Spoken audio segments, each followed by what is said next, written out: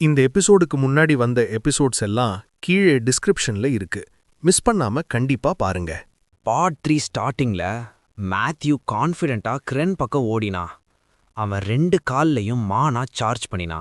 அடுத்த செகண்ட் அவன் ஷார்ப்பா ஜம்ப் பண்ணினான். கார்ஸோட ரூஃப் மேல இருந்து ரூஃப் மேல மேத்யூ வேகமா ஜம்ப் பண்ண ஆரம்பிச்சான். மானா ஃபுல் பாடியில ஸ்ப்ரெட் ஆகி அவனோட பாடி மொத்தம் ஃபயர் மாதிரி க்ளோ ஆயிடுச்சு. மேத்யூ டீத்தை டைட்டா கடிச்சான். அவன் ஐஸ் வைடா திறந்து மைண்ட்ல யோசிச்சான். ரிக்ரெஷனுக்கு முன்னாடி நான் யூஸ் பண்ணின மொபிலிட்டி ஸ்கில் இந்த பாடியில ஃபர்ஸ்ட் டைம் தான் யூஸ் பண்றேன். ஆனா இந்த சின்ன பாடிக்கு இது ரொம்ப கஷ்டம். மேத்யூ ஃபியூரியஸா முன்னாடி பார்த்தான். இந்த ஸ்பீட்ல போனா நான் உடனே கிரென் கிட்ட ரீச் ஆயிடுவேன். மேத்யூ மான்ஸ்டர் பக்கம் நேராக போயிட்டான். வாரியர்ஸ் பக்கத்துல லேண்ட் ஆனா உடனே டைவர்ஸ் எல்லாரும் திரும்பி பார்த்தாங்க. டேஞ்சர், நீ என்ன பண்ற? டைவர்ஸ் மேத்யூவை பார்த்து பயத்துல நின்றுச்சு. அப்புறம் அவன் முன்னாடி வந்து நின்றாங்க. மேத்யூ தன் நைஃபை ஸ்விங் பண்ணினான். மானா விராப் யூஸ் பண்ணினான். நைஃப் உடனே ஃபயர் பிடிச்ச மாதிரி க்ளோவாயிடுச்சு. மேத்யூ சடனா மான்ஸ்டர் மேல அடிச்சான். ஒரே செகண்ட்ல அவன் அந்த மான்ஸ்டரோட தலைய கட் பண்ணிட்டான். மேத்யூ உடனே மேல பார்த்தான். மான்ஸ்டரோட அட்டாக் அவன் மேல வந்துருச்சு. அவன் பிளேடை யூஸ் பண்ணி டிஃபெண்ட் பண்ணினான். இம்பேக்ட்னால மேத்யூ கார் மேல விழுந்தான். ஆனா சம்ஹவ் பேலன்ஸ் பண்ணி நின்றுகிட்டான். பிளேடை முன்னாடி பிடிச்சுக்கிட்டு ரெடியா நின்றான். டைவர்ஸ் எல்லாரும் அவன் பக்கம் ஓடினாங்க. மேத்யூ நைஃபை வைடா ஸ்விங் பண்ணினான். பாஸ்ட் லைஃப்ல எப்படி கட் பண்ணுவானோ அந்த மூவ்மெண்ட் எல்லாம் அவனுக்கு ஞாபகம் வந்துருச்சு. அடுத்த செகண்ட் அந்த மான்ஸ்டர் பாடி ஸ்பிளிட் ஆயிடுச்சு. மேத்யூ சடனா திரும்பி பார்த்தான். பாஸ்ட் லைஃப் மூவ்மெண்ட் மறுபடியும் யூஸ் பண்ணினான். மான்ஸ்டரோட கைய ஒரே ஸ்ட்ரைக்ல கட் பண்ணிட்டான். அப்புறம் நைஃபை 2 கையிலையும் டைட்டா பிடிச்சான். என் ஸ்கில்ஸ் திரும்பி வருது. அந்த ஃபீலிங், மான்ஸ்டர்ஸை டெஸ்ட்ராய் பண்ண அந்த ஃபீலிங். மேத்யூ டீத்தை டைட்டா கடிச்சான். இப்ப நான் மறுபடியும் இம்மார்ட்டல் ஆகிறேன். பாஸ்ட் லைஃப்ல அவன் ஸ்க்ரீம் பண்ண மூவ்மெண்ட் ஞாபகம் வந்துருச்சு. ஆ! மேத்யூ ஸ்ட்ரெயிட்டா மான்ஸ்டர் கிரவுடுக்குள்ள கட் பண்ணிட்டு போயிட்டான். அவன் கிரவுண்ட் மேல லேண்ட் ஆனான். ஒரு மான்ஸ்டர் அட்டாக் பண்ண வந்துருச்சு. மேத்யூ ஜம்ப் பண்ணி டாச் பண்ணினான். அப்புறம் அதோட தலைய நேராக பியர்ஸ் பண்ணிட்டான். அடுத்த செகண்ட் ஒரு ஸ்பியர் அவன் பக்கம் பறந்து வந்துருச்சு. மேத்யூ சைடுக்கு ஜம்ப் பண்ணினான். கார் மேல இருந்து கீழே லேண்ட் ஆனான். அப்புறம் மான்ஸ்டரை 2 பீஸா கட் பண்ணிட்டான். ஆனா கிராக்! நைஃப் உடஞ்சிருச்சு. மேத்யூ டீட்டை டைட்டா கடிச்சான். இவ்ளோ சீக்கிரமா உடஞ்சிருச்சா? அவன் புரோக்கன் நைஃபை தூக்கி போட்டுட்டான். பரவாயில்ல, இப்ப முடிக்க டைம். மேத்யூ சிசர்ஸை பிரேக் பண்ணினான். அதோட 2 பிளேடையும் தன் கையில எடுத்தான். அப்புறம் ஃபுல் ஸ்பீட்ல முன்னாடி ஓடினான். சடனா அவன் ஸ்டாப் ஆனான். மேத்யூ நேராக கிரென்னோட ஃபேஸை பார்த்தான். அவன் ஃபைட்டிங் ஸ்டான்ஸ் எடுத்தான். இதை தான் நான் ஃபைட் பண்ண போறேன். கிரென்னோட பெரிய டென்டக்கிள் ஸ்விங் ஆச்சு. மேத்யூ அதை கேர்ஃபுல்லா பார்த்தான். அடுத்த செகண்ட் அவன் பேக்குக்கு ஜம்ப் பண்ணி டாச் பண்ணினான். அப்புறம் அந்த டென்டக்கிள் மேல லேண்ட் ஆனான். மேத்யூ வேகமா அந்த டென்டக்கிள் மேல ஓடினான். அப்புறம் மறுபடியும் ஜம்ப் பண்ணினான். ஸ்ட்ரெயிட்டா மான்ஸ்டரோட ஃபேஸ் பக்கம் போயிட்டான். மேத்யூ சிசர்ஸ் பிளேடை யூஸ் பண்ணி கிரென்னோட ஹெட்ல குத்துனான். அப்புறம் அவன் பாடியை ரொட்டேட் பண்ணிட்டு பிளேடை மான்ஸ்டர் உள்ள கட் பண்ண ஆரம்பிச்சான். மேத்யூ பிளேடை வெளியே எடுத்தான். அப்புறம் தான் ஃபுல் ஸ்ட்ரென்த் யூஸ் பண்ணி மறுபடியும் அடிச்சான். கிரென் ஃபியூரியஸா டென்டக்கல் ஸ்விங் பண்ணுச்சு. மேத்யூ சம்ஹவ் டாச் பண்ணினான். பிரிட்ஜ் மேல லேண்ட் ஆனான். அவன் கையில இருந்த பிளேடை பார்த்தான். அது ஆல்மோஸ்ட் யூஸ்லெஸ் ஆயிடுச்சு. மேத்யூ அந்த பிளேடை கூட த்ரோ பண்ணிட்டான். மானா ஃபுல் பாடியில பிரைட்டா எரிய ஆரம்பிச்சிருச்சு. மேத்யூ கிரென்னை பார்த்து மெதுவா சொன்னான், என்கிட்ட இன்னும் எதுவுமே இல்லைன்னு நினைச்சியா? அவன் கிரென் அடிச்ச அட்டாக்க லாஸ்ட் செகண்ட்ல டாட்ஜ் பண்ணிட்டான். அதுக்கப்புறம் அந்த மான்ஸ்டரோட டென்டக்கிள் மேல ஓட ஆரம்பிச்சான். அந்த நேரத்துல மேத்யூ மேல இருந்து அந்த மான்ஸ்டர் பாடிக்கு மேல குதிச்சான். 2 கையாலையும் பிளேடை டைட்டா பிடிச்சுக்கிட்டு இருந்தான். ஆனா இன்னொரு டென்டக்கிள் அவன் பக்கம் வேகமா வந்துச்சு. மேத்யூ உடனே சைடுக்கு திரும்பி பார்த்தான். அடுத்த செகண்ட்ல அவன் அந்த அட்டாக்ல இருந்து கீழே பறந்த மாதிரி தூக்கி எறியப்பட்டான். பூம்! மேத்யூ தரையில லேண்ட் ஆயிட்டான். ஒரு கைய தரையில வைத்து பேலன்ஸ் பண்ணுனான். அவன் பற்களை கடிச்சுக்கிட்டு கோபமா கர்ஸ் பண்ணுனான். ஏன்னா அவனோட மானா கிட்டத்தட்ட முடிஞ்சு போயிருந்துச்சு. பிரிட்ஜுக்கு கீழே இருந்த டென்டக்கிள்ஸ்லாம் நகர ஆரம்பிச்சது. அவன் அந்த பிரிட்ஜ் காலமா அடிச்ச உடனே மேத்யூ நின்னிருந்த தர உடைய ஆரம்பிச்சது. ச்சே, இந்த மான்ஸ்டர் ரொம்ப இரிட்டேட்டிங்கா இருக்குன்னு அவன் பற்களை கடிச்சுக்கிட்டே சொன்னான். அவன் உடைந்த கற்கள் மேல முன்னாடி நடந்தான். அந்த நேரத்துல தண்ணீர்ல இருந்து பர்பிள் கலர் டென்டக்கிள்ஸ் வெளியே வந்துச்சு. மேத்யூ ஒரு பெரிய கல்லின் மேல நின்னான். அவன் முன்னாடி இருந்த டென்டக்கிள்ஸ் ஒரு ட்ரக்க பிடிச்சு தூக்குனது. ட்ரக் முழுக்க கிராக் வர ஆரம்பிச்சது. அடுத்த செகண்ட்ல அந்த மான்ஸ்டர் அந்த ட்ரக்க மேத்யூ பக்கம் தூக்கி எறிஞ்சது. மேத்யூ உடனே பிளேட முன்னாடி வைத்தான். அவனை சுற்றி ஒரு ப்ளூ ஆரா உருவானது. இப்போ நான் உன்னை அடிக்க போறேன்னு அவன் மெதுவா சொன்னான். அவன் மேல ஒரு பிரகாசமான லைட் ஃபிளாஷ் ஆயிடுச்சு. ஷ்க்! ட்ரக் ஒரே அடியில 2 துண்டா வெட்டப்பட்டுச்சு. அந்த ட்ரக்கோட 2 பாகங்களும் மேத்யூக்கு பின்னாடி விழுந்தது. மேத்யூ பின்னாடி தீ எரிய ஆரம்பிச்சது. அவனோட க்ளோயிங் பிளேடு மெதுவா அவன் கையிலிருந்து மறைய ஆரம்பிச்சது. அந்த நேரத்துல கிரின் அவன் முன்னாடியே தோன்றுச்சு. மேத்யூ உடனே சைடுக்கு சாய்ந்தான். அவனோட தலையே தரைய ஆல்மோஸ்ட் தொட்ட மாதிரி இருந்துச்சு. அவன் பின்னாடி புகை எழுந்துச்சு. இப்போ என்கிட்ட மூவ் பண்ற சக்தியே இல்லைன்னு அவன் நடுங்கிக்கிட்டே நினைச்சான். அதுக்கப்புறம்தான் என்னோட மானா முழுக்க முடிஞ்சு போச்சான்னு அவன் புரிஞ்சுக்கிட்டான். அவன் ரபிள் மேல படுத்திருந்தான். ஆனா அந்த நேரத்துல அவன் ஒரு விஷயம் புரிஞ்சுக்கிட்டான்.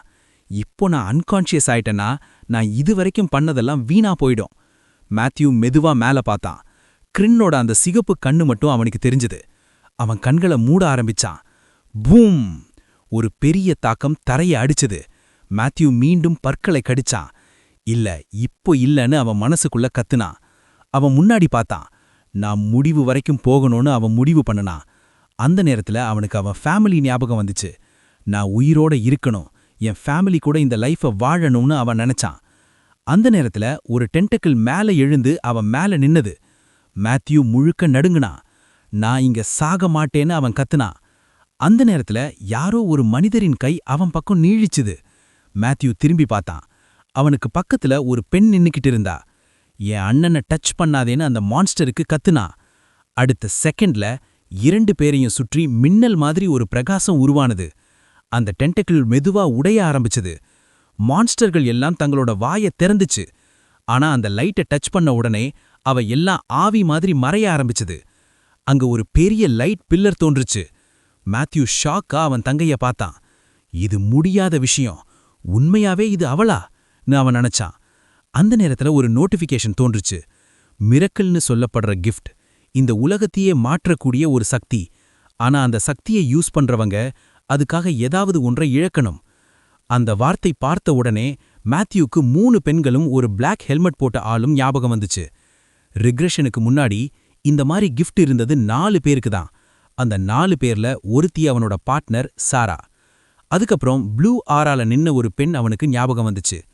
அந்த நேரத்துல தான் யூனா கிட்ட இருந்த அந்த அளவுக்கு மானா பார்த்தப்பவே அவளுக்கும் மிரக்கிள் கிஃப்ட் இருக்கலாம்னு அவன் நினைச்சது ஞாபகம் வந்துச்சு. யூனா ஓடி வந்து மேத்யூவை கட்டிப்பிடிச்சா. எல்லாம் சரின்னு அவ மெதுவா சொன்னான். மேத்யூ அவன் கைய பார்த்தான். அவனோட காயங்கள் மெதுவா ஹீலாக ஆரம்பிச்சது. ஆனா அவர்களுக்கு முன்னாடி இன்னொரு பெரிய மான்ஸ்டர் தோன்றுச்சு. அந்த நேரத்துல மேத்யூக்கு இன்னொரு விஷயம் புரிஞ்சுச்சு. இந்த லைட் அவர்களை கிரின் கிட்ட இருந்து ப்ரொடெக்ட் பண்ணுது.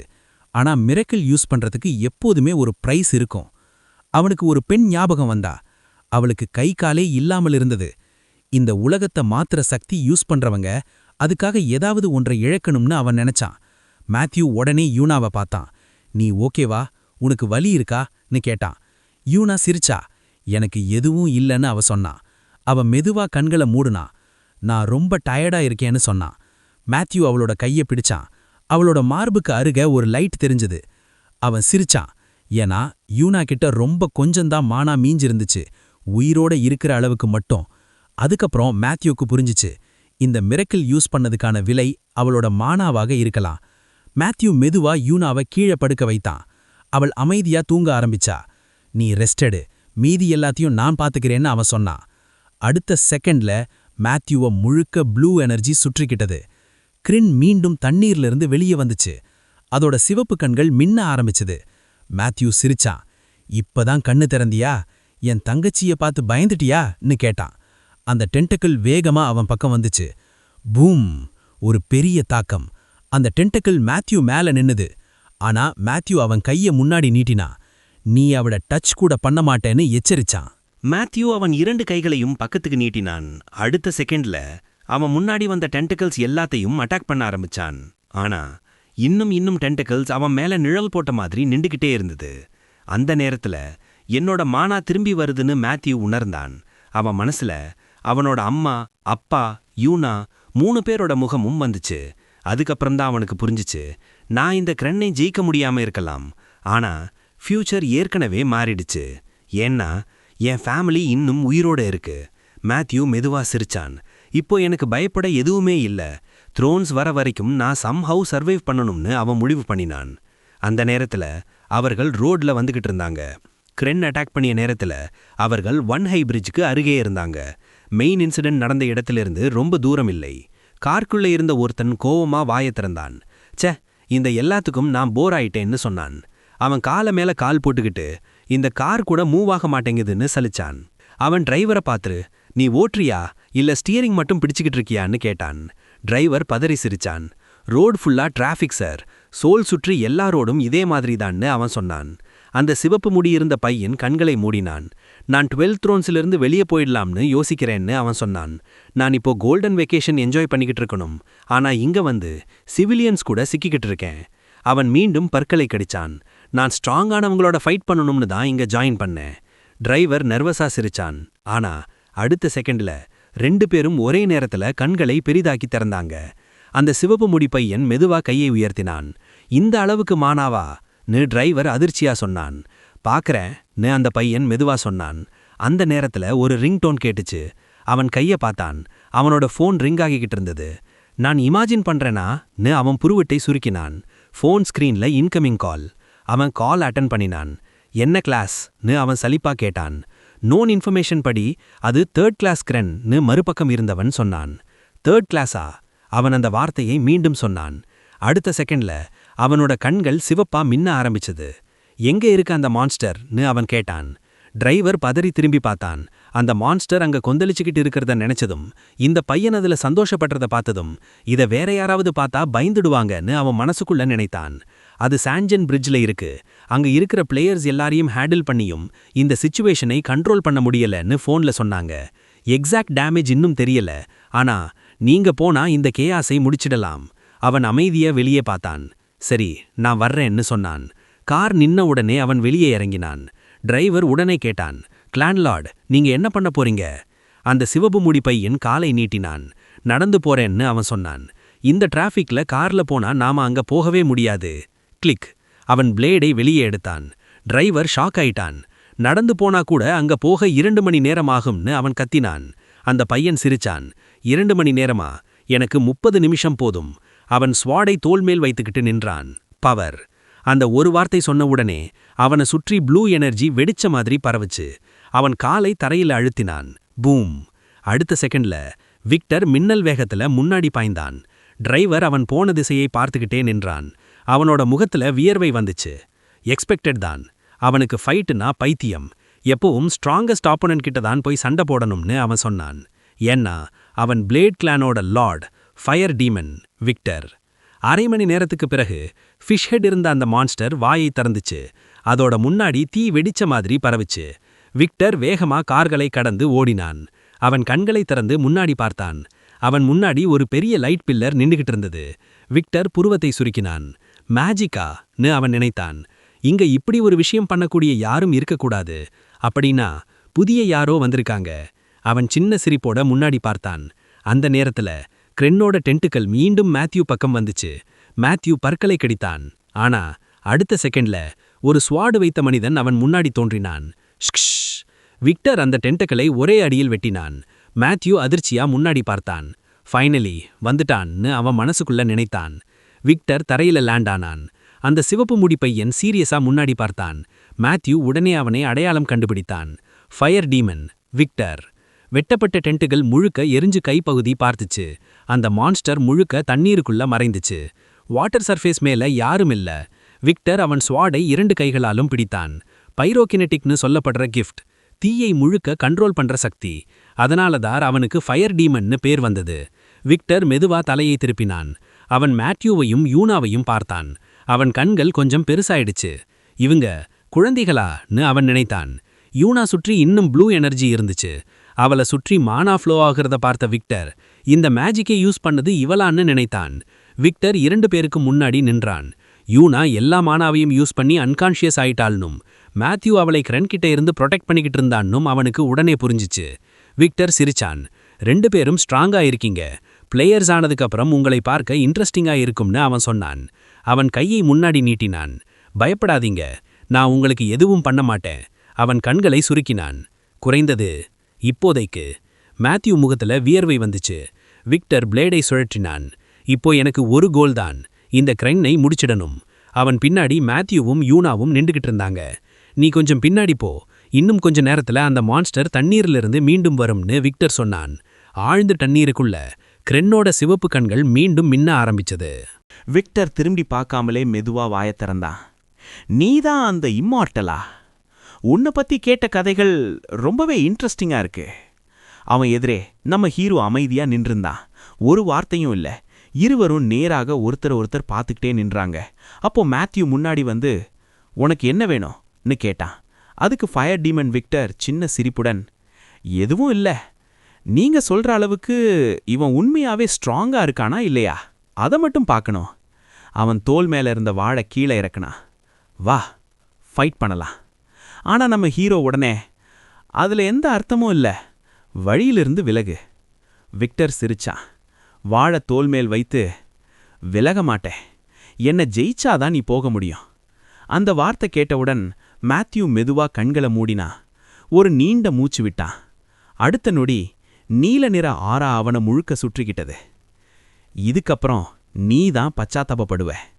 விக்டர் உடனே தனது ஃபயர் பிளேடை ஸ்விங் பண்ணுனா. அதே நேரம் நம்ம ஹீரோ நேராக அவன் பக்கம் பாய்ந்தான். ஆனா அந்த ஒரு நொடியில மேத்யூவுக்கு பழைய நினைவுகளெல்லாம் ஞாபகம் வந்தது. சின்ன வயசு, தங்கச்சியை கட்டிப்பிடிச்சுக்கிட்டு நின்றான். அவங்க முன்னாடி ஒரு வாளோட நின்ற மனிதன். அவன் தான் விக்டர். எப்போதுமே வா டியூர் பண்ணலாம்னு சண்டைக்கு வருவான். மேத்யூ மனசுக்குள் நினைச்சான், நான் எத்தனை தடவை அவனோட ஃபைட் பண்ணியிருக்கேன். ஆனா ஒரு தடவை கூட அவனை ஜெயிக்க முடியல. ஒவ்வொரு ஃபைட்டுக்கு பிறகும் அவன் இன்னும் ஸ்ட்ராங் ஆகிட்டே போனான். அந்த சிவப்பு முடியோட இருக்கிற அந்த மனிதன், அவன் ஒரு மனிதன் இல்ல, ஃபைட் பண்ணத்தான் பிறந்த மான்ஸ்டர். அந்த நேரம் விக்டர் மேல பார்த்தான். பிரிட்ஜில் மேல் இன்னும் அமர்ந்திருந்த கிரென்னை பார்த்து, ஏய், இன்னும் அங்கேயே உட்கார்ந்திருக்கியா? சிந்த தீய பார்த்து பயந்துட்டியா? அடுத்த செகண்ட் கிரென் 10 டென்டக்கிள்களும் ஒரே நேரத்துல பிரிட்ஜை அடிச்சது. பாலத்தோட தூண்கள் நுறுங்க ஆரம்பிச்சது. கீழே இருந்த தரை குலுங்கியது. சில்ட்ரன் எல்லாரும் பயந்து நடுங்க ஆரம்பிச்சாங்க. விக்டர் பல்ல கடித்தான். டேய், இந்த முட்டாள் பிரிட்ஜையே டெஸ்ட்ராய் பண்ண போகுது.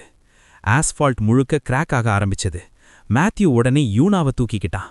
விக்டர் மனசுக்குள், இந்த குழந்தைகள் இங்கே இருக்கிற வரைக்கும் ஃபுல் பவர்ல ஃபைட் பண்ண முடியாதுன்னு நினைச்சான். அந்த நேரம் ஒரு பெரிய சத்தம்.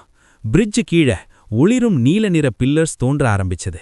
அந்த பில்லர்ஸ் பிரிட்ஜை தாங்கி நிறுத்தின. விக்டர் உடனே சிரிச்சான். ஹோலி மதர் சரியான நேரத்துல வந்துட்டாங்க போல. வானத்திலிருந்து ஒரு ஹெலிகாப்டர் கீழே இறங்க ஆரம்பிச்சது. அதிலிருந்து ஸ்டாஃப் பிடிச்ச ஒரு பெண் கீழே குதிச்சா. அவள் கோபமா விக்டரை பார்த்து, என்ன ஹோலி மதர்னு கூப்பிடாதேன்னு எத்தனை தடவை சொன்னேன், நான் அவ்வளவு வயசானவளே இல்ல. அவள் பெயர் கிரேஸ், 12 த்ரோன்ஸ்ல ஒருத்தி. கிரேஸ் மூச்சு வாங்கிக்கிட்டே, ஹெலிகாப்டர்லேயே என்னை இங்க கொண்டு வந்திருக்கலாம், இவ்வளவு தூரம் பிரிட்ஜ் வரைக்கும் ஓட வைக்கணுமா? விக்டர் கையை சற்று காட்டினா. எனக்கு சீக்கிரம் சோல் போகணும். அந்த நேரம் கிரேஸ் ஸ்டாஃப் ஒளிர ஆரம்பிச்சது. ரீஇன்ஃபோர்ஸ்மெண்ட் இன்னும் கொஞ்ச நேரத்துல வந்துரும். அதுக்குள்ள சிவிலியன்ஸை ரெஸ்கியூ பண்ண ஆரம்பிப்பாங்க. நீ இப்போ கிரென் மேல ஃபோக்கஸ் பண்ணு. நீல நிற எனர்ஜி விக்டரை சுற்றிக்கிட்டது. ஆனா விக்டர் உடனே மேல பார்த்து, எனக்கு உன் பஃப் வேணாம். கிரேஸ் முகம் உடனே மாறிச்சு. வாய மூடு, நான் தர்ற பஃபர் ரிஃப்யூஸ் பண்ணாத. அதுக்கப்புறம் விக்டர் நம்ம ஹீரோவும் யூனாவும் முன்னாடி நின்று, இந்த குழந்தைகள் இப்போ உன் பொறுப்பு. கிரேஸ் மெதுவா தலையாட்டினா. எனக்கு தெரியும். கடல் தண்ணீர்ல பெரிய அலை எழுந்தது. அடுத்த நொடி கிரென் முழுக்க தண்ணீர்ல இருந்து வெளியே வந்தது. பிரிட்ஜ் ஓரமா நின்ற அந்த மான்ஸ்டர் பயங்கரமா கர்ஜிச்சது. விக்டர் முகத்துல உடனே சிரிப்பு. ஃபைனலி வெளியே வந்துட்டியா? அவன் தரைய பலமா மிதிச்சான். அடுத்த செகண்ட் நேராக வானத்துக்கு பாய்ந்தான். தண்ணீரெல்லாம் சிதறி பறந்தது. மான்ஸ்டர் அவன் பக்கம் திரும்பி பார்த்தது. அந்த நேரம் தண்ணீரின் மேல் தீ பரவ ஆரம்பிச்சது. விக்டர் உடம்பு முழுக்க நெருப்புல மூழ்க ஆரம்பிச்சது. அவன் முழுக்க ஃபயரா மாறிட்டான். அவன் மெதுவா அந்த கிரென் பக்கம் நடந்தான். அதை சுற்றி டென்டக்கிள்கள் வந்தது. மேலிருந்து டென்டக்கிள்கள் கீழே விழுந்தது. எல்லாம் ஒரே நேரத்துல விக்டரை தாக்க பாய்ந்தது. ஆனா ஒரு பிரகாசமான ஒளி, ஒரே ஃப்ளாஷ். அடுத்த செகண்ட் விக்டர் சிரிச்சான். பலவீனமான பூச்சி. அவன் வாழ் முழுக்க தீயால் சூழ்ந்தது. சாகிடு. அவன் வாழ ஒரே வேகமா ஸ்விங் பண்ணுனா. அந்த தீ நேராக கிரென் பக்கம் பாய்ந்தது. பூம்! ஒரு பெரிய எக்ஸ்ப்ளோஷன். முழு கிரென்னும் தீயில மூழ்கி எரிய ஆரம்பிச்சது. விக்டர் மீண்டும் தனது வாழை தோள் மேல் வைத்தான். எரிந்து கொண்டிருந்த மான்ஸ்டர் முன்னாடி அவன் மட்டும் நின்றிருந்தான். அதை பார்த்து மேத்யூ அதிர்ச்சியோட, அவன் அந்த கிரென்னை உண்மையாவே ஜெயிச்சிட்டானா? அதுக்கப்புறம் கிரேஸ் உடனே குழந்தைகள் பக்கம் ஓடுனா. நீங்க ஓகேயா இருக்கீங்களா? அவள் கீழே உட்கார்ந்து, கவலைப்படாதீங்க, நான் ஹீலிங் மேஜிக் யூஸ் பண்றேன். கிரேஸ் கையில் ஒளி தோன்ற ஆரம்பிச்சது. ஆனா அவள் முகம் மெதுவா மாறுச்சு. ஏன்னா நம்ம ஹீரோவும் யூனாவும் ஒரு சின்ன காயம் கூட இல்லாம இருந்தாங்க. ஒரு ஸ்கிராட்ச் கூட இல்ல. கிரேஸ் அதிர்ச்சியோட, இது எப்படி பாசிபிள்? அந்த மான்ஸ்டர் மிராக்கிள் யூஸ் பண்ணி உங்க காயங்களையே ஹீல் பண்ணிட்டதா? அவள் ஆச்சரியத்தோட கையை நீட்டினா. அற்புதம்! நான் இப்படி ஒரு அற்புதத்தை நேர்ல பாப்பேன்னு நினைக்கவே இல்லை. ஆனா அவள் கை யூனா பக்கம் வரப்போற நேரத்துல மேத்யூ அவளை நேரா பார்த்தான். அவனோட கண்கள் குளிர்ந்தது. ஏன் தங்கச்சிய தொடக்கூடாது? கிரேஸ் உடம்பு முழுக்க ஒரு நடுக்கம். அது ஒரு குழந்தையோட குரல் இல்ல, ஒரு நேரடி த்ரெட். இந்த வயசுல இப்படி பேசுறானான்னு அவள் மனசுக்குள் நினைச்சா. இருவரும் ஒருத்தர் பார்த்துக்கிட்டே நின்றாங்க. அப்போ கிரேஸ் மெதுவா கேட்டா, நீ யாரு? அந்த நேரம் மேல இன்னும் ஹெலிகாப்டர்கள் வந்தது. கிரேஸ் மேல பார்த்தா. ரெஸ்கியூ டீம் வந்துட்டாங்க. முதல்ல உங்களை ஹாஸ்பிட்டலுக்கு கூட்டிட்டு போலாம். ஆனா நம்ம ஹீரோ மட்டும் மிகவும் சீரியஸா மேல பார்த்து கொண்டிருந்தான். ரோடு முழுக்க கார்ஸ் நின்னுகிட்டே இருந்தது. அந்த நேரம் டிவியில நியூஸ் ஓடிக்கிட்டு இருந்தது. இன்று மாலை 5 மணிக்கு சோங்கன் பிரிட்ஜ் மீது திடீரென ஒரு கிரென் அட்டாக் நடந்திருக்கு. பலர் உயிரிழந்திருக்காங்க. டிவி ஸ்கிரீன்ல இருந்த ரிப்போர்ட்டர் தொடர்ந்து, ரெஸ்கியூ ஆபரேஷன் இன்னும் நடந்து கொண்டிருக்கிறது, இந்த விபத்துக்கு கவர்மெண்ட்டும் பதில் சொல்லி இருக்கிறதுன்னு சொன்னான். டிவி முன்னாடி மேத்யூ அமைதியா உட்கார்ந்திருந்தான். அவன் மெதுவா கீழே பார்த்தான். படுக்கையில் யூனா கண்களை மூடிக்கிட்டு தூங்கிக்கிட்டு இருந்தா. டாக்டர் சொன்னது மேத்யூக்கு ஞாபகம் வந்தது. உடம்புல மானா குறைஞ்சிருக்கு, அதனாலதான் அவங்க இப்படி மயங்கி தூங்குறாங்க. மானா போஷன் கொடுத்தாச்சு, கொஞ்ச நேரத்துல சரியாயிடுவாங்க. அந்த வார்த்தை கேட்டவுடன் மேத்யூக்கு தன்னோட பழைய வாழ்க்கை ஞாபகம் வந்தது. அவனோட குடும்பம், இறந்து கிடந்த உடல்கள், அந்த பயங்கரமான நினைவு. ஆனா இப்போ அது நடக்கல. அவன் மெதுவா சிரிச்சான். யூனாவோட நெற்றியில் கைய வச்சு, நான் ஃபியூச்சரை மாத்திட்டேன், இந்த தடவை யாரும் சாகல அப்படின்னு மனசுக்குள்ள சொன்னான். அந்த நேரம் மேத்யூ அவன் திரும்பி பார்த்தான். அடுத்த செகண்ட் அவனோட அம்மாவும் அப்பாவும் அவன் பக்கம் ஓடிக்கிட்டு வந்துகிட்டு இருந்தாங்க. இருவரோட முகத்திலையும் பயம், கண்கள்ல பதட்டம். மேத்யூ முகம் உடனே சுருங்குச்சு. ஐயையோ, இப்போதான் மாட்டிக்கிட்டேன், ஐயையோ, இப்போதான் மாட்டிக்கிட்டேன். அவன் மெதுவா எழுந்து நின்னான். ட்ரேசி உடனே, உனக்கு எங்கேயாவது காயமானு கேட்டா. மேத்யூ வேற பக்கம் பார்த்து, இல்ல நான் ஃபைன்னு சொன்னான். அவன் யூனா இருந்த பெட் காட்டினா. ஜான் உடனே, அவனுக்கு என்னாச்சுன்னு கேட்டார். மானா குறைஞ்சிருக்கு, அதனால தூங்குறா, இப்பதான் போஷன் கொடுத்தாங்க. ஜான் மெதுவா அவன் தலையை தொட்டார். ஒரு பெரிய மூச்சு விட்டார். ஆனா அடுத்த செகண்ட் அவரோட முகம் சீரியஸா மாறிச்சு. நான் என்ன சொன்னேன்? ஏன் என் பேச்சை கேட்காம அங்க ஓடி போனேன்? மேத்யூ உடனே தலையை குனிஞ்சான். சாரி. ஆனா உள்ளுக்குள்ள அவன் வேற மாதிரி நினைச்சான். நான் ஏன் சாரி சொல்றேன்? எல்லாரும் உயிரோட இருக்காங்க, இதுதான் பெஸ்ட் ரிசல்ட். அவன் மேல பார்த்தான். ஆனா அடுத்த நொடி அம்மாவோட கண்கள்ல இருந்த கண்ணீரையும் அப்பா அமைதியா நின்றிருந்ததையும் பார்த்தவுடன் அவனுக்கு புரிஞ்சுது. அவங்க கோபமா இருந்தது அவன் தோத்ததுக்காக இல்ல, அவன் கிரென் பக்கம் ஓடி போய் தன்னையே ஆபத்துல போட்டதுக்காக. அவர்களுக்கு அவனை இழந்துடுவோமோன்னு பயம். மேத்யூ பல்ல கடிச்சான். சாரி, நான் தவறு பண்ணிட்டேன், இனிமேல் இப்படி செய்ய மாட்டேன். அவன் கண்ணுல நீர் வந்தது. அவன் அற ஆரம்பிச்சான். அந்த நேரம் மெதுவா ட்ரேசி கைகளை நீட்டினா. இங்க வா. மேத்யூ உடனே ஓடி அம்மாவை கட்டிப்பிடிச்சான். ஜானியும் இருவரும் கட்டிப்பிடிச்சார். இப்படி இனிமேல் பண்ணாத, நாங்க ரொம்ப பயந்துட்டோம். மேத்யூ தொடர்ந்து அழுதுகிட்டே தலையாட்டினா. அந்த நேரம் அவன் மனசுக்குள்ள ஒரு விஷயம் தோணுச்சு. இனிமேல் நான் மான்ஸ்டர்ஸ் கிட்ட ஃபைட் பண்ண வேண்டிய அவசியமே இல்ல, நான் ஒரு சாதாரண குழந்தையா இருக்கலாம். அதுதான் அம்மா அப்பா விரும்புறது. அடுத்த நாள் காலை ஹாஸ்பிட்டல் கட்டடம் மேல சூரிய ஒளி விழுந்துகிட்டு இருந்தது. ஜான் கையை காட்டி, நாங்க யூனாவை டிஸ்சார்ஜ் பண்ணிக்கிட்டு வரோம், நீ இங்கேயே அமைதியா உட்காந்துருன்னு சொன்னார். மேத்யூ உடனே சரி, நான் இங்கேயே வெயிட் பண்றேன்னு சொன்னான். ஆனா உள்ளுக்குள்ள, பிரிட்ஜ் இன்சிடென்ட்டுக்கு அப்புறம் இப்போ அம்மா அப்பா என்ன ஃபுல்லா ட்ரஸ்டே பண்ண மாட்டாங்க போலன்னு நினைச்சான். யூனா இன்னும் அமைதியா தூங்கிக்கிட்டு இருந்தா. அவளோட பெட் பக்கத்துல மேத்யூ உட்கார்ந்திருந்தான்.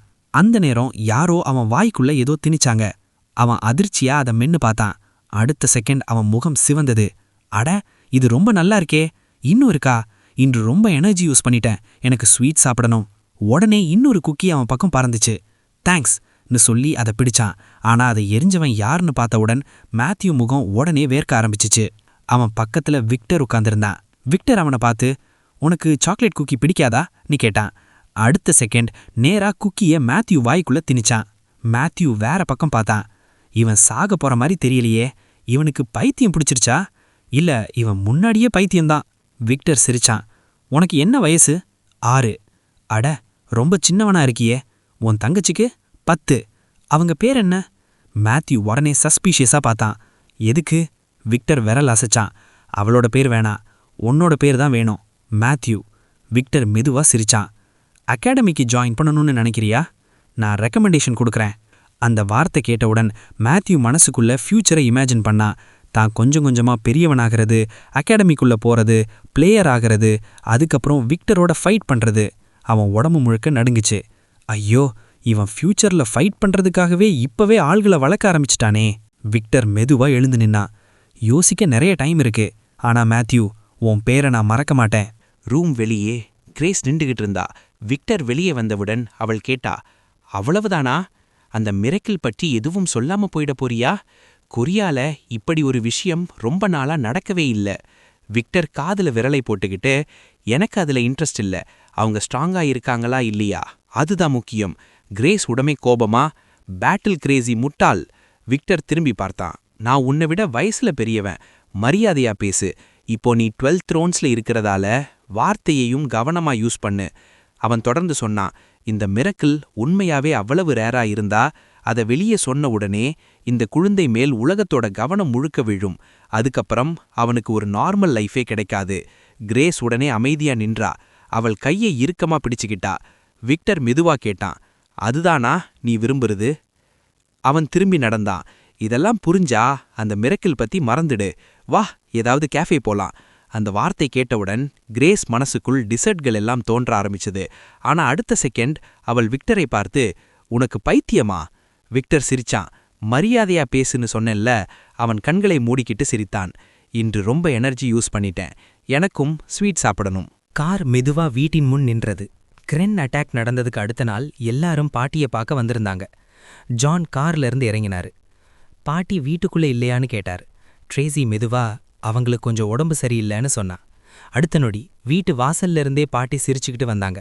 உங்களை ரொம்ப மிஸ் பண்ணேன், அதான் நானே வெளியே வந்துட்டேன். என் பேரன் பேத்தியை பார்க்கணும்னு தோணுச்சு. அவங்க காரை பார்த்தாங்க. பாவம், ரொம்ப டயர்டா இருக்காங்க போல.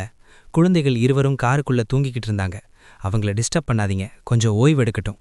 மேத்யூ மெதுவா கண்களை திறந்தான். அவன் மடியில யூனா படுத்துக்கிட்டு இருந்தா. அவளை பார்த்து அவன் மெதுவா உட்கார்ந்தான். இப்படி தூங்குறது அவளுக்கு கம்ஃபர்டபுளா இருக்கான்னு நினைச்சான். அவங்க பக்கத்துல அம்மாவும் அப்பாவும் தூங்கிக்கிட்டு இருந்தாங்க. அதை பார்த்த மேத்யூ சிரிச்சான். இதெல்லாம் அம்மாவை மாதிரி தான். அவன் மெதுவா பிளாங்கெட்டை எடுத்து யூனா மேல் போட்டான். அதுக்கப்புறம் அமைதியா வெளியே நடந்துச்சு போனான். வீட்டின் வெளியே மரத்தடியில் மேத்யூ தனியா உட்கார்ந்திருந்தான். அவன் கையை பார்த்தான். நீல நிற மானா அவன் கையை சுற்றி மெதுவா பிரகாசிச்சது. எனக்கு முன்னாடியை விட இப்போ அதிக மானா இருக்கு. அவன் கீழே பார்த்தான். இது என் கிஃப்ட் காரணமா?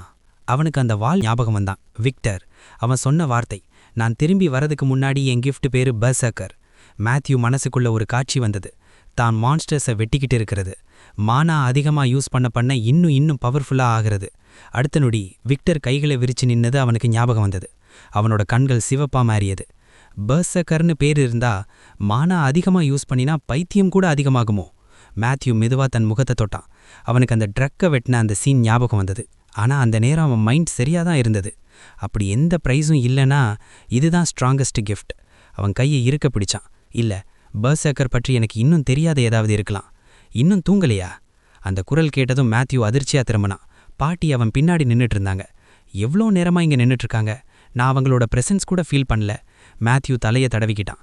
நான் கார்லேயே தூங்கிட்டேன். பாட்டி சிரிச்சாங்க. அவங்க தங்களோட ஸ்வெட்டர் எடுத்து மேத்யூ மேல் போட்டாங்க. பெரியவனாகணும்னா ரொம்ப தூங்கணும். மேத்யூ அமைதியா அவங்கள பார்த்தான். அவனுக்கு ஒரு பழைய நினைவு வந்தது. தான் யோசனையில மூழ்கி இருக்கும்போது பாட்டி எப்போவுமே தேநீர் கொண்டு வந்து கொடுப்பாங்க. எதுவானாலும் அவங்க எப்போவுமே அவன் பக்கத்துல இருப்பாங்க. மேத்யூ மெதுவா பாட்டியை பார்த்தான். சாம்பல் நிற முடி, அமைதியான முகம். அவங்க ஏதோ சொல்ல காத்திருக்கிற மாதிரி இருந்தாங்க. அது பிரச்சனை பற்றியதா இருந்தாலும், உணர்ச்சி பற்றியதா இருந்தாலும், இல்லை எதுவா இருந்தாலும் அவங்க கேட்க தயாரா இருந்தாங்க. மேத்யூ வாயை திறந்தான். நீங்க இன்னும் ஏன் தூங்கல? பாட்டி சிரிச்சாங்க. என் பேரை இன்னும் தூங்கலையே, அப்ப நான் எப்படி தூங்க? மேத்யூ முகம் உடனே சிவந்தது. அவன் தன் முடியை தடவிக்கிட்டான்.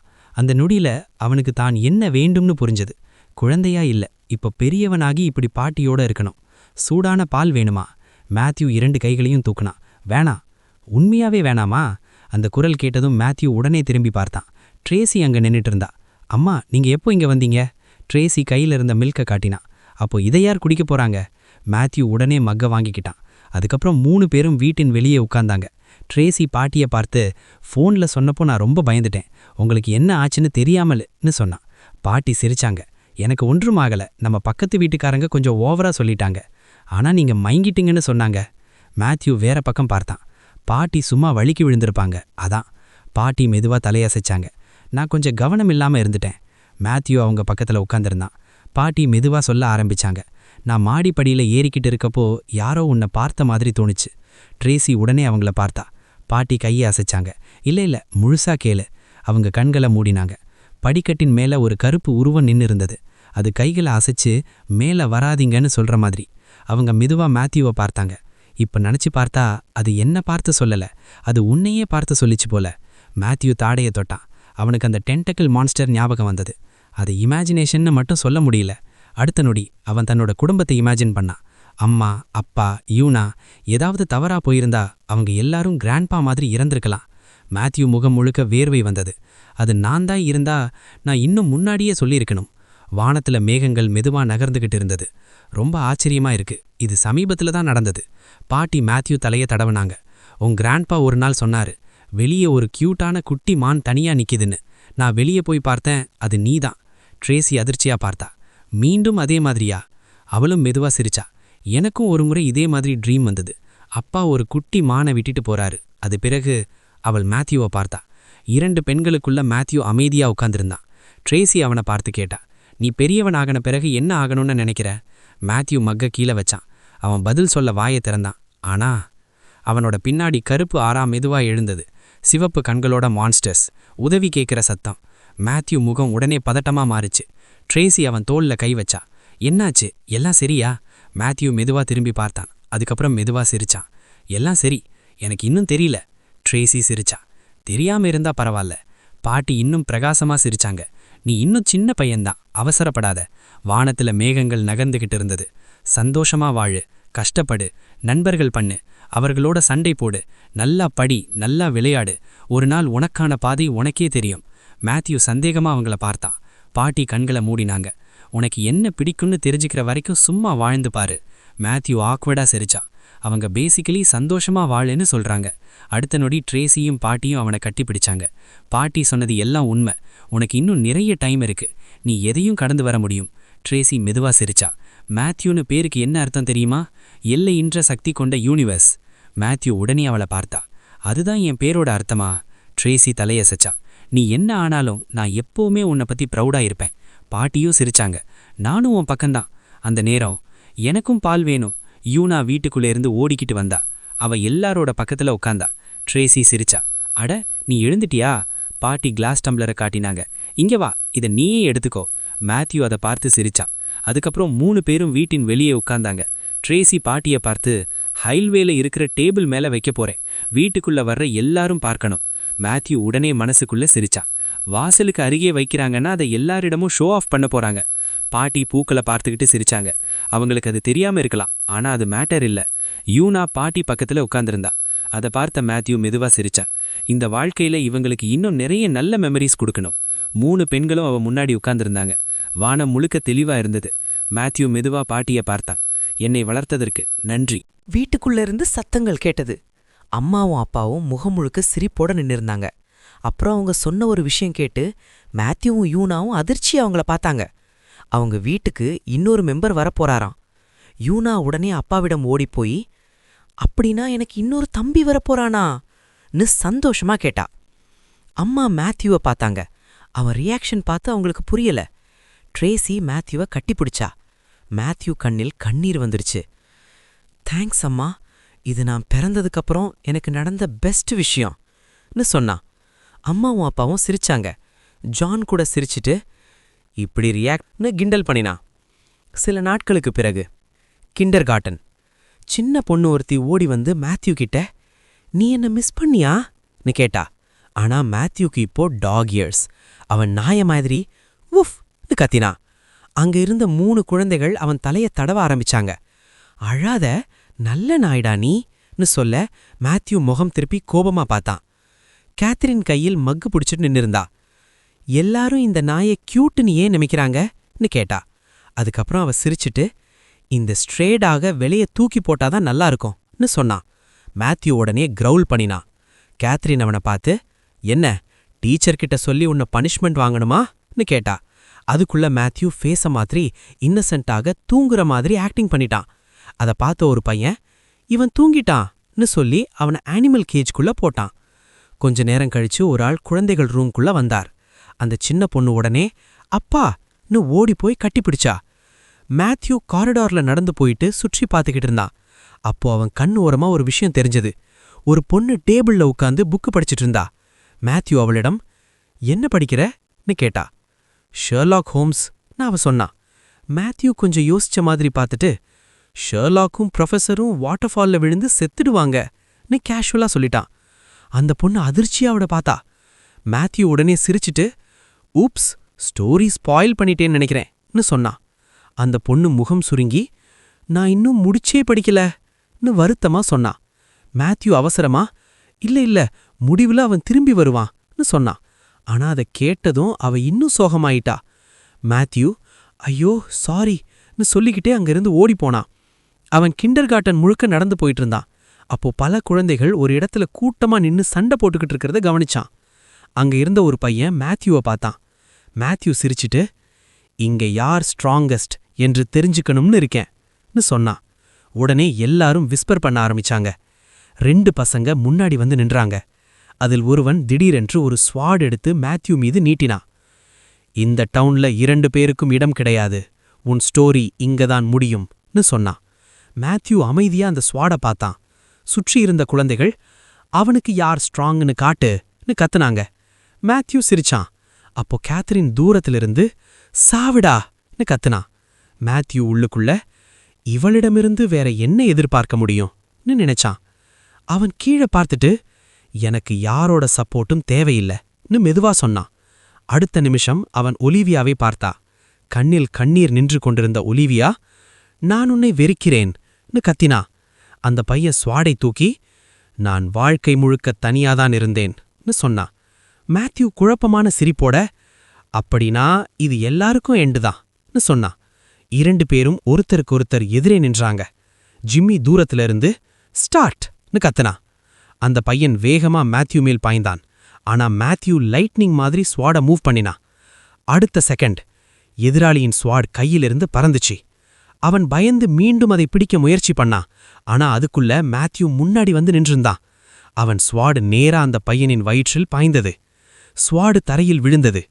அந்த பையன் முழங்காலில் விழுந்து 4 காலும் தரையில சாய்ந்தான். மேத்யூ அமைதியா தன் ஸ்வாடை கீழே இறக்கினான். ஜிம்மி பல்லை கடிச்சிட்டு, நான் என்னோட ஹிடன் பவர் யூஸ் பண்ணியிருந்தா இன்னும் ஃபைட் பண்ணியிருப்பேன்னு சொன்னான். ஆனா சில நொடிகளில் அவன் தரையில சுருண்டு விழுந்துட்டான். அங்க இருந்த எல்லா குழந்தைகளும் மேத்யூவை ஆச்சரியத்தோட பார்த்தாங்க.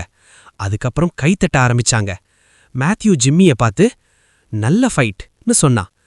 நீங்க ரொம்ப ஸ்ட்ராங், நீங்க மாதிரி யாரும் இல்லன்னு குழந்தைகள் எல்லாரும் கத்துனாங்க. அப்புறம் சில பசங்க மேத்யூவை இழுத்துக்கிட்டு ஒரு பெரிய இரும்பு குவியலுக்கு கொண்டு போனாங்க. அந்த அயன் பைலுக்குள்ள ஒரு ஸ்வாட் இருந்தது. இதுவரைக்கும் யாராலும் எக்ஸ்காலிபரை எடுக்க முடியலன்னு அவங்க சொன்னாங்க. மேத்யூ அந்த ஸ்வாடை பார்த்தான். அவன் மெதுவா கை நீட்டி அதன் ஹேண்டில பிடிச்சான். ஒரு செகண்ட் அமைதி. அடுத்த நொடியில் அவன் அந்த எக்ஸ்காலிபரை எளிதா மேல தூக்கினான். அங்கிருந்த குழந்தைகள் எல்லாரும் கத்த ஆரம்பிச்சாங்க. மேத்யூ கண்களை மூடி சிரிச்சான். முழு கிண்டர் கார்டனும் கைத்தட்டும் சத்தத்தால முழங்கியது. அதே நேரம் கிண்டர் கார்டன் வெளியே ஒரு பெஞ்சுக்கு பக்கத்துல ஏதோ ஒன்று கிடந்தது. அதன் பக்கத்துல இருந்த போன்ல நியூஸ் ஓடிட்டு இருந்தது. அதில், நகரத்துக்குள்ள பெரிய பிரச்சனை, 7th கிரேட் காப்ளின் 2 பேர் தப்பிச்சு வந்திருக்காங்க. நைட்லி ஆர்லண்ட் மெரினர் அவங்கள ஸ்டாப் பண்ணினாலும் 2 காப்ளின் எஸ்கேப் ஆயிட்டாங்க. அந்த காப்ளின்ஸ் கிரௌட கலந்துக்கிட்டு பிஸி ஏரியால மறைஞ்சிருக்க முயற்சி பண்றாங்கன்னு நியூஸ் ஆங்கர் சொன்னார். யாராவது சஸ்பீஷியஸான காப்ளினை பாத்தீங்கன்னா உடனே ரிப்போர்ட் பண்ணுங்கன்னு அவர் எச்சரித்தார். குழந்தைகள் எல்லாரும் வெளியே ஸ்ட்ரீட்ல ஒரு கேம் விளையாடிக்கிட்டு இருந்தாங்க. கேத்ரின் ஒரு பொண்ணை துரத்திக்கிட்டு ஓடுனா. மேத்யூ கொஞ்ச தூரத்துல இருந்து அவங்கள பார்த்துக்கிட்டு இருந்தான். அவன் கேட்டு பக்கத்துல உட்கார்ந்து இந்த குழந்தைகளுக்கு சோர்வே வராதா என்று மனசுக்குள்ளே நினைச்சான். அவன் கையில ஒரு சைன் மாதிரி செய்து கொண்டான். ஃபியூச்சரை மாத்தி விட்டதுக்கப்புறம் அவனுக்கு இப்போ ஒவ்வொரு செகண்டும் முக்கியம். ஏன்னா அவன் மானாவை சேமிக்கணும். இப்போ யாருக்கும் மானாவோட வேல்யூ புரியாது. ஆனா காலம் போக போக மானா ஒரு பெரிய பவரா மாறும். அதனால மேத்யூ முடிவு பண்ணினா இனிமேல் கிடைக்கும் ஒவ்வொரு நொடியிலும் இன்னும் அதிகமா மானாவை சேமிக்கணும். இந்த இன்சிடென்ட்க்கு அப்புறம் அவனால இன்னும் அதிகமா மானாவை சேவ் பண்ண முடியும். அங்கிருந்த குழந்தைகள் சிரிச்சுக்கிட்டே மேத்யூ கிட்ட வந்து வா நீயும் எங்களோட விளையாடு என்று சொன்னாங்க. மேத்யூ அவங்கள பார்த்து ஆச்சரியப்பட்டான். இவ்வளோ நேரம் ஓடியும் இவங்களுக்கு இன்னும் எனர்ஜி குறையவே இல்ல. அந்த நேரம் ஒரு நானி அங்க வந்தா. ஐஸ்கிரீம் அட்டாக் என்று கத்துனா. அதை கேட்ட உடனே எல்லா குழந்தைகளும் ஓடுனாங்க. ஒவ்வொருத்தரும் வேற வேற ஃப்ளேவர் ஐஸ்கிரீம் எடுத்துக்கிட்டு சந்தோஷமா நின்றாங்க. மேத்யூ மட்டும் கொஞ்ச தூரத்துல இருந்து அவங்கள பார்த்தான். எப்படி பார்த்தாலும் இவங்க இன்னும் குழந்தைகள் தான் என்று மெதுவா சொன்னா. நானி மீதமிருந்த குழந்தைகளையும் கூப்பிட்டா. வாங்க வாங்க இன்னும் இருக்கு என்று சொன்னா. அந்த நேரம் ஒரே ஐஸ்கிரீம் பாக்கெட்டை 2 கைகள் ஒரே நேரத்துல பிடிச்சது. ஒரு கை மேத்யூவோடது, மற்றொன்று கேத்ரினோடது.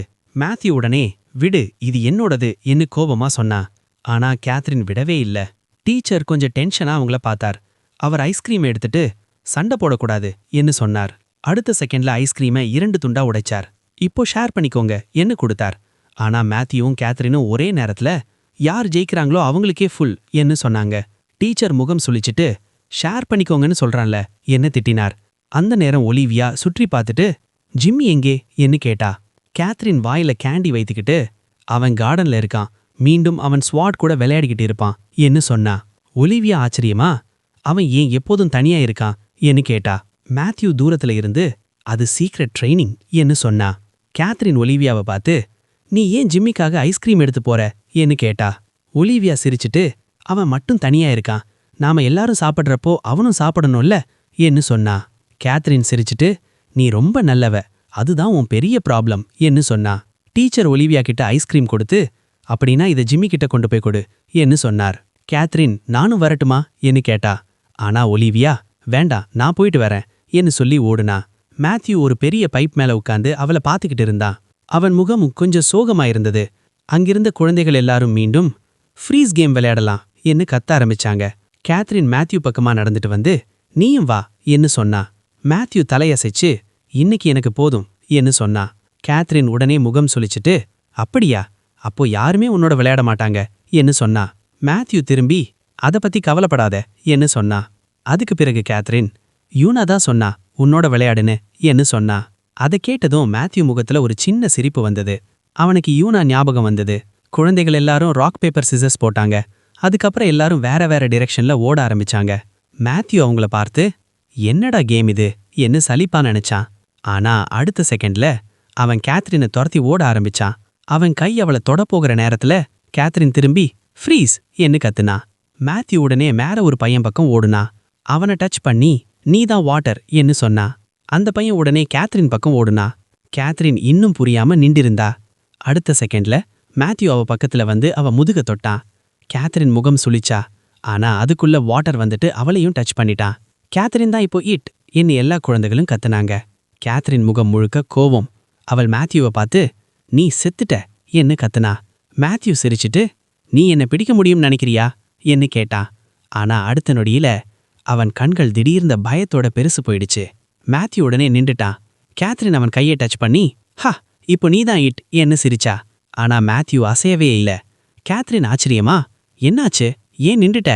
அந்த நேரம் மேத்யூ உடம்பு முழுக்க ஒரு கொலைவெறி மாதிரி ஃபீலிங் ஓடுச்சு. அவன் மெதுவா முன்னாடி பார்த்தான். ஒரு மிகப்பெரிய கை ஏதோ ஒன்றை பிடித்து கொண்டிருந்தது. மேத்யூ பல்ல கடிச்சான். அவன் முகம் முழுக்க பயம். அங்கே நின்றது ஒரு 7th கிரேட் காப்ளின். அது கிண்டர் கார்டன் பக்கத்துல நின்றிருந்தது. அந்த மான்ஸ்டரோட ஷேடோ மட்டும் குழந்தைகள் மேல விழுந்தது. 2 குழந்தைகள் அதை பார்த்துட்டு நடுங்க ஆரம்பிச்சாங்க. ஒரு சின்ன பொண்ணு மெதுவா மேல பார்த்தா. காப்ளின் அவளை கவனிச்சது. அதன் முகத்துல ஒரு கொடூரமான சிரிப்பு வந்தது. அது மெதுவா தன் கையை அவள் பக்கம் நீட்ட ஆரம்பிச்சது. அடுத்த நொடியில அந்த காப்ளின் தன் கூர்மையான ஆக்ஸ முழு வேகத்துல ஸ்விங் பண்ணியது.